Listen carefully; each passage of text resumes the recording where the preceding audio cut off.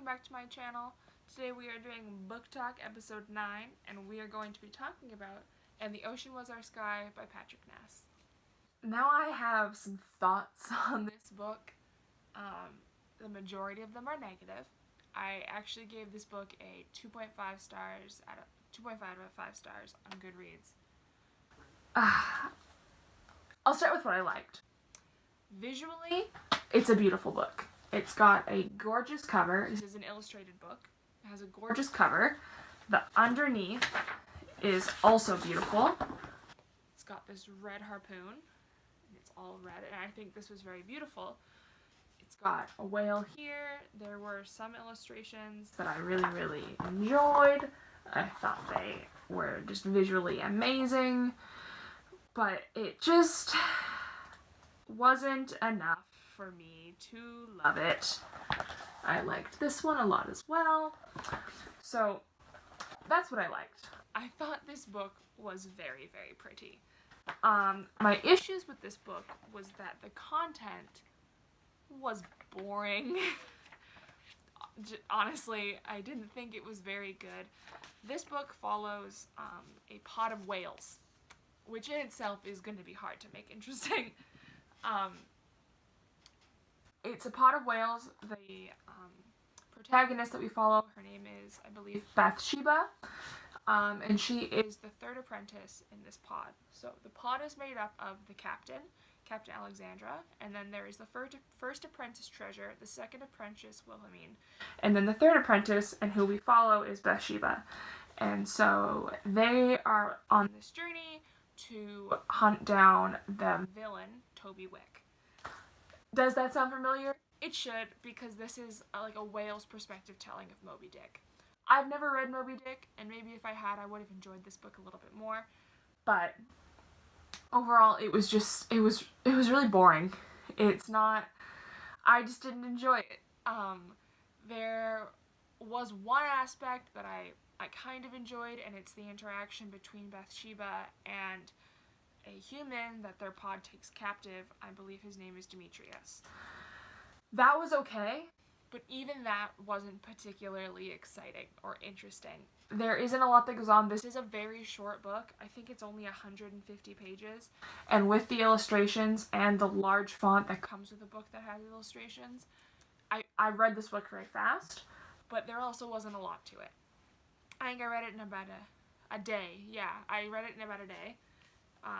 And I was just let down. I was expecting a Monster Calls, one of my favorite books, written by Patrick Ness, also an illustrated book. And I, in return, got a book that is honestly one of my least favorite books I've ever read. And that's frustrating for me because with it being an illustration book and it's a hardback, it was expensive.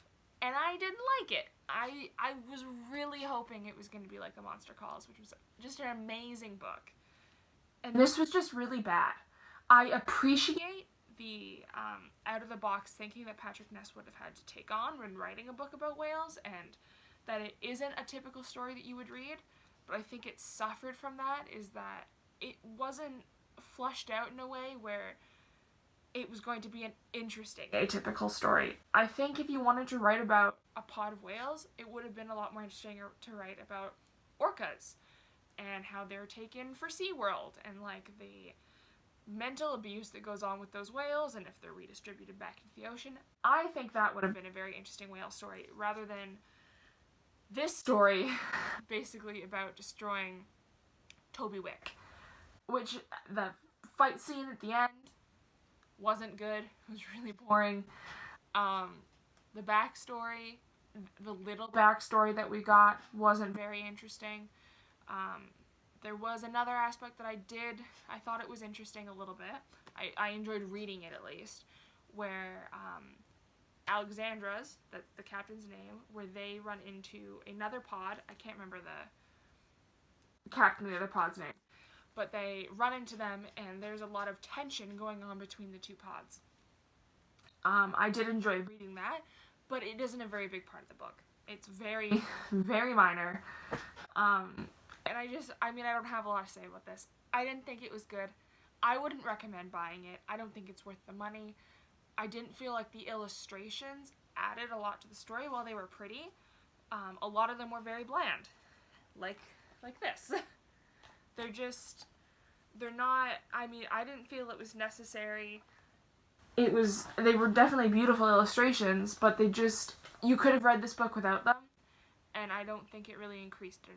The visuals didn't do anything for me. They aren't very detailed, they're very, I mean, I can understand that, they're made to look like how it would be in the water, but there just isn't a lot to them. Yeah, I wouldn't recommend this book.